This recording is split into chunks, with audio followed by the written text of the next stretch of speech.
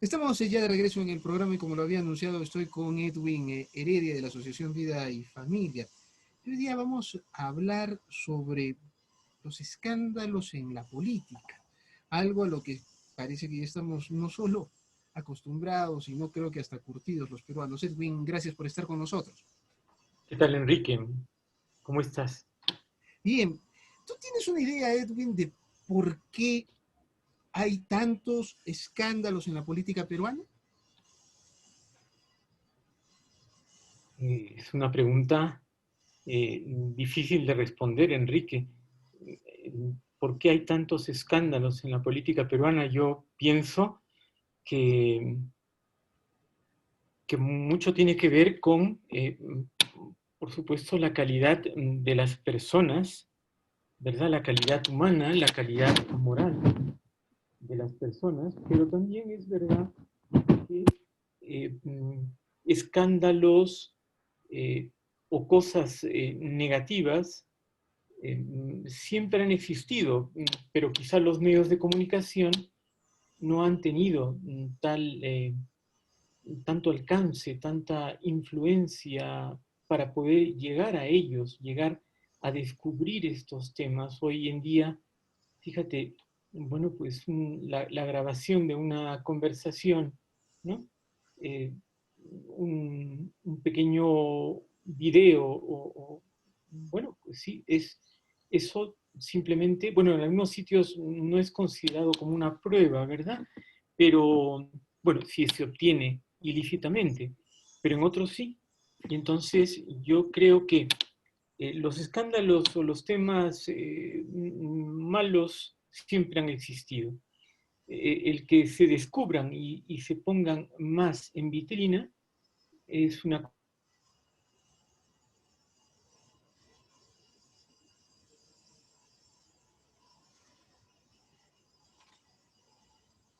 comunicación y la tecnología han hecho posibles pues, que aparezcan ante la opinión pública estos escándalos, diríamos, ¿no? Tanto en la vida privada, ¿no? De las personas como en la vida institucional, como en la vida pública, en la vida política, si se dedican a ello. Y Edwin, este, bueno, el tema de los escándalos en general no es privativo del Perú. El gran problema peruano es que los escándalos vienen uno tras otro y tras otro, y no importa del gobierno en el que estemos. Uh, Sé que tú has estado estudiando un poco este asunto, inclusive leyendo algunos libros de reciente aparición. ¿Te atreverías a dar una clasificación del tipo de escándalos que podemos encontrar en la política peruana, en la política mundial?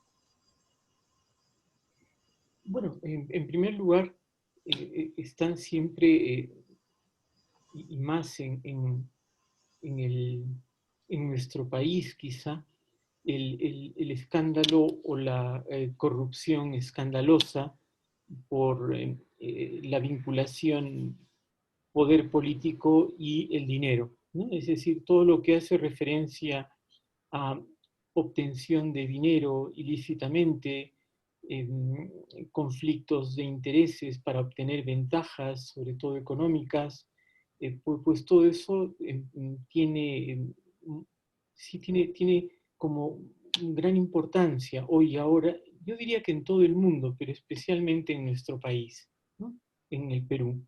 De tal forma que, bueno, casi se identifica corrupción con dinero, ¿no? Escándalo, ¿no? La corrupción, si se nota, es un escándalo, ¿verdad? Y siempre es mala.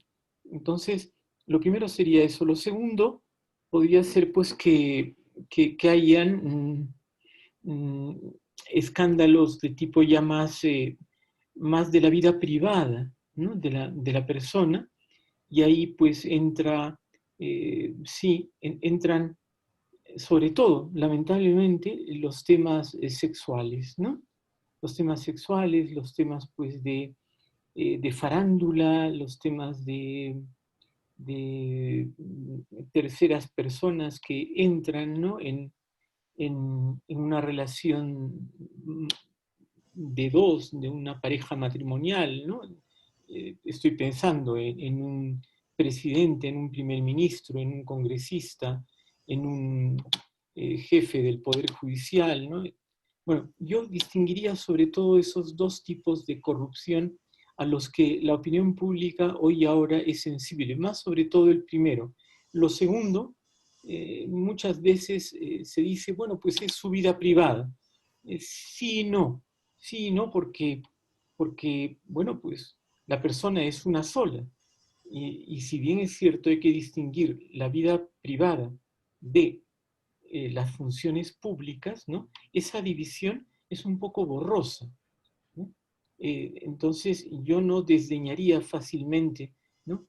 Una corrupción escandalosa de tipo personal y diciendo que, bueno, es su vida privada, pero es un buen gobernante. En todo caso, El asunto tendría es que que aquí, asumir sus responsabilidades también en el ámbito privado y como, si en el caso es un presidente que personifica a la nación, saber pedir las disculpas o el perdón correspondientes. el asunto es que en el Perú se mezcla todo, ¿no es cierto? Tenemos escándalos tremendos de corrupción que han sido... eh, a ver, empecemos, por ejemplo, Fujimori. Fujimori con el tema de corrupción, de robos, de espionaje, de grabaciones, escándalos con su esposa que lo denunció inclusive por torturarla, tremendos problemas. Pasamos al siguiente gobierno que se suponía que debería corregir muchas cosas y elegimos un presidente que tenía escándalos sexuales con prostitutas, drogas, lo sabíamos en la campaña y Una, él una, dijo que lo estaban calumniando y cosas por el una hija no reconocida, un tema una grave. hija no reconocida. Tema Luego el grave. presidente Alan García, que en medio del gobierno da a conocer que tenía que en una relación extramatrimonial tenía otro hijo. Luego tuvimos los problemas con Ollanta Humala, Nadine Heredia, que se metía al gobierno. Luego tuvimos el caso de PPK, que hacía lobbies cada vez que entraba al gobierno. Y ahora tenemos los problemas que está afrontando este presidente. Dime, los escándalos, es cierto, no son privativos. Tenemos el caso Watergate, tenemos otros casos emblemáticos en otras partes del mundo, pero parece que el Perú sufriera de todos los males con todos los presidentes. No se nos escapa uno desde que regresamos, desde el año 90. Sí, tienes razón, Enrique. O sea, es lamentable, ¿no? Es lamentable, pero ahí están los datos, ahí están los hechos. O sea, no podemos ocultarlos.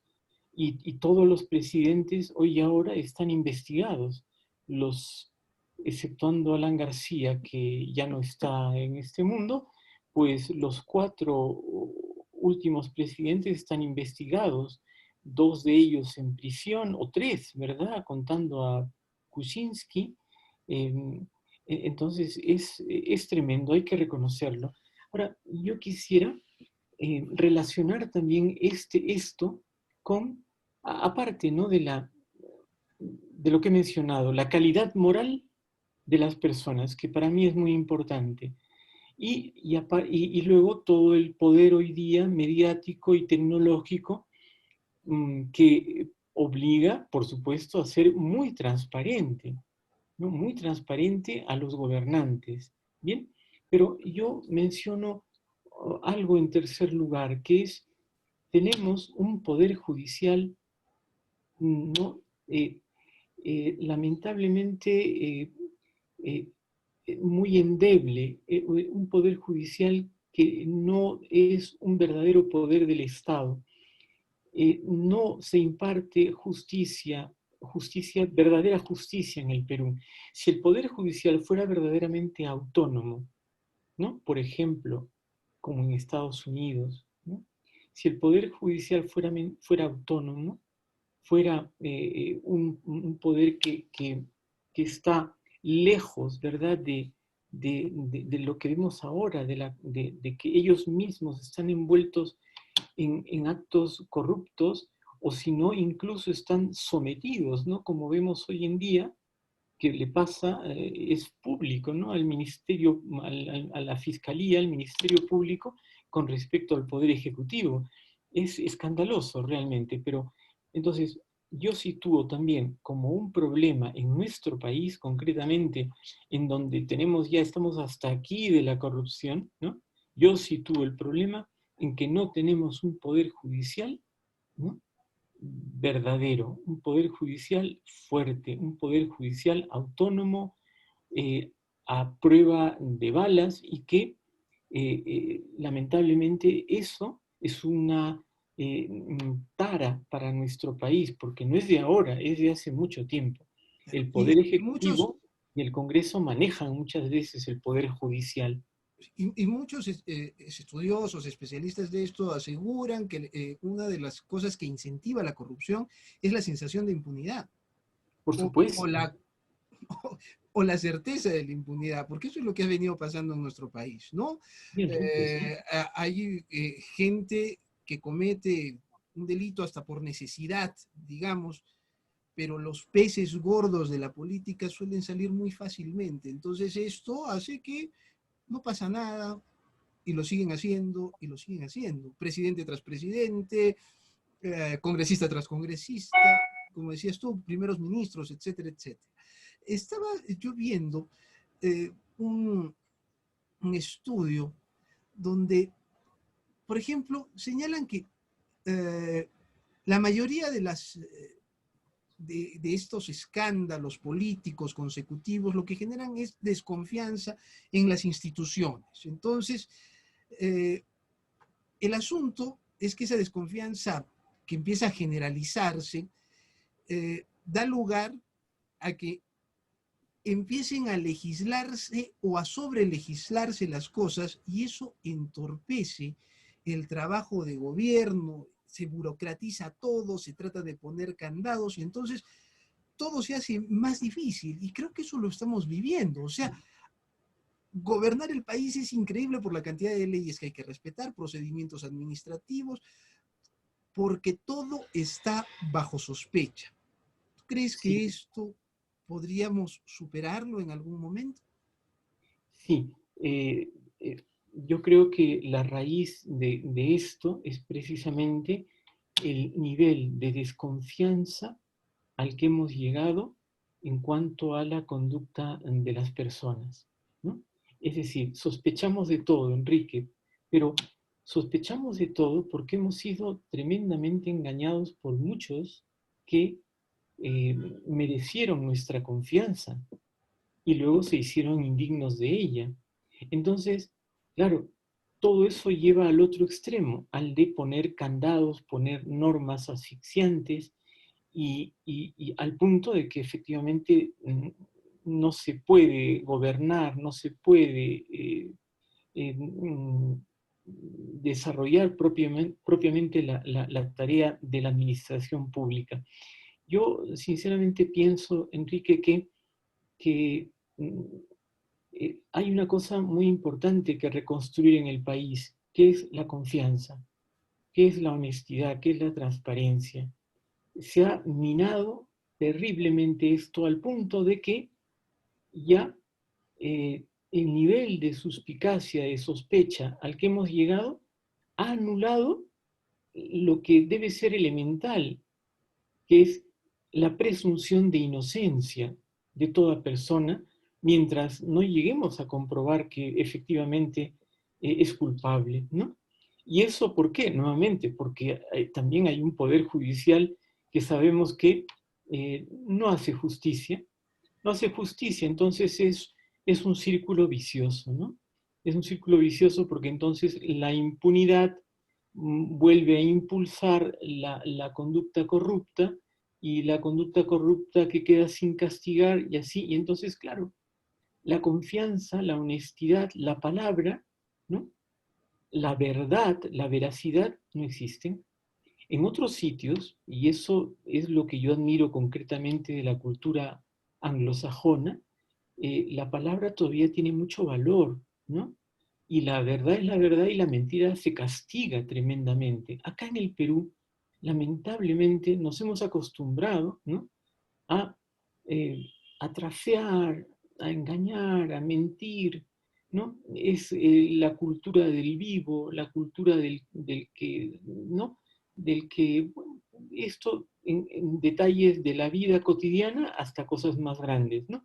Y muchas veces se justifica con que bueno, pues sí, es mentiroso esto, pero bueno, hizo un buen gobierno, hizo una buena labor, una buena tarea, dejó unas obras. Bueno, pues ahora pasa que son mentirosos y además no dejan ninguna obra hecha. Son corruptos y además pues son pésimos gobernantes. Entonces hemos llegado a momentos tremendos con una gran fiscalización que trata de haber, ¿no? Que trata de haber, pero que como tú Que no dices, funciona. que no funciona y que va encorsetando la acción de las personas, al punto también que definitivamente tomar decisiones teniendo un cargo público se hace bien riesgoso. Y por eso también muchas personas no quieren entrar en política. Una pregunta final, Edwin. Cuando tenemos todos los presidentes, todos, absolutamente todos, los que están vivos y el recientemente muerto, están encarcelados, purgando condena o esperando extradición o en investigación o bajo sospecha de corrupción. Cuando vemos eso, el problema realmente es que los peruanos elegimos mal o el problema es la oferta electoral. Es decir, están candidateando personas que no son honorables y no importa a quién elijamos, siempre vamos a tener estos problemas. Es un problema de electores, es un problema de candidatos, es decir, de partidos políticos. Es un problema de ambos desde mi punto de vista, Enrique, ¿no? Cualquiera se presenta hoy en día, cualquiera. O sea, tú ves, no quiero nombrar a personas, ¿no? Pero eh, hay algunos candidatos que no tienen ninguna trayectoria, ¿no? No tienen que mostrar como experiencia, como capacidad de gobierno, y sin embargo se presentan y son aupados, curiosamente, por los medios de comunicación, que manejan la opinión pública, ¿no? Y bueno, ¿no? Y curiosamente, ¿no? Tú hoy en la campaña actual que se avecina o que se alista, que se está haciendo para abril del próximo año, yo veo candidatos que tienen pesos muy distintos, ¿no? Es decir, veo algunas personas que tienen una buena trayectoria, pero veo otras que para mí son arribistas. Entonces, efectivamente, hay de lo primero, por supuesto, que la oferta deja que desear. Y eso porque bueno, en gran parte por el déficit en cuanto a los partidos políticos. Pero lo segundo también es muy importante, Enrique, ¿no? Lo segundo, sí, bueno, pues los peruanos, qué mal elegimos, ¿no? Qué mal, o sea, no, no sabemos, ¿no?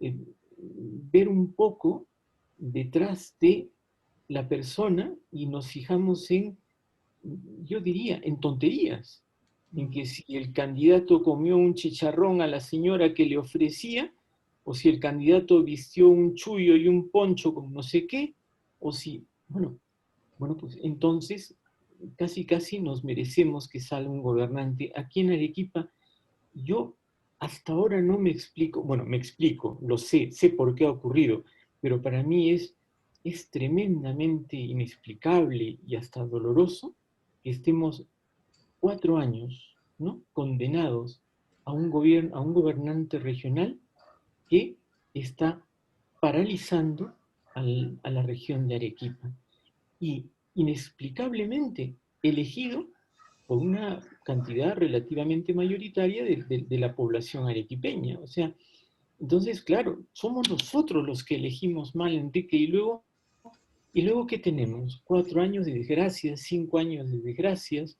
Entonces, yo diría que sí, que ambas cosas, Enrique, ambas cosas. Es lamentable, pero los peruanos no aprendemos y quizá es que, bueno, ojalá siempre la esperanza no se pierde.